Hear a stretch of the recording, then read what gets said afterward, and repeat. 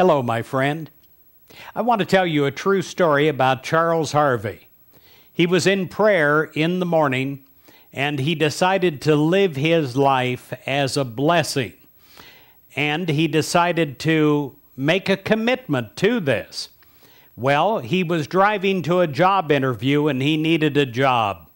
And as he's driving to the job interview, he saw a middle-aged woman by the side of the road with a flat tire. He remembered his prayer. He stopped, even though he was already 15 minutes late for the job interview. He changed her tire, made sure she was safe, and then went on. And as he was driving in the car, he said, this job won't work. I'm too late, but I'm going to go anyway. I'm going to just at least show up. He did. He filled out the applications in the personnel office, and then he waited around for a while and finally was seen by the interviewer. Did he get the job? He sure did, because the woman that he interviewed with, is the exact same woman that he stopped to change the tire for. I tell you, my friends, that's the way it works, and I know that from my own experience. Years ago, I was trying to get into ministerial school, and I had tried 3 times, not once, but 3 times.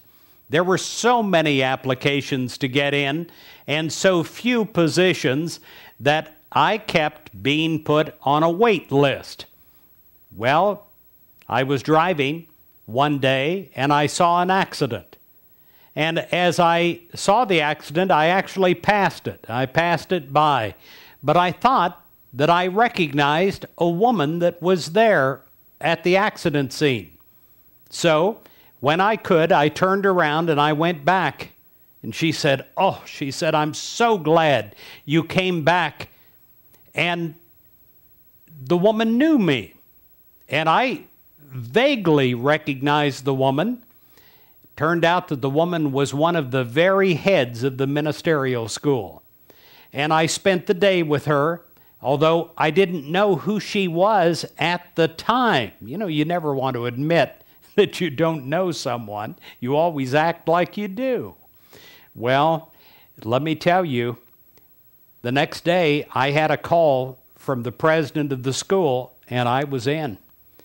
See, that's the way God works. When you decide to be a blessing, great things are going to happen to you. I want to read something to you to think about tonight when you go to bed. It's called The Day's Results. Is anyone happier because you passed by? Does anyone remember that you spoke to them today? The day is almost over and the toiling time is through. Is there anyone to utter a kindly word of you? Did you give a cheerful greeting to a friend who came along? Is a single heart rejoicing over what you did or said? Does anyone whose hopes were fading now with courage look ahead?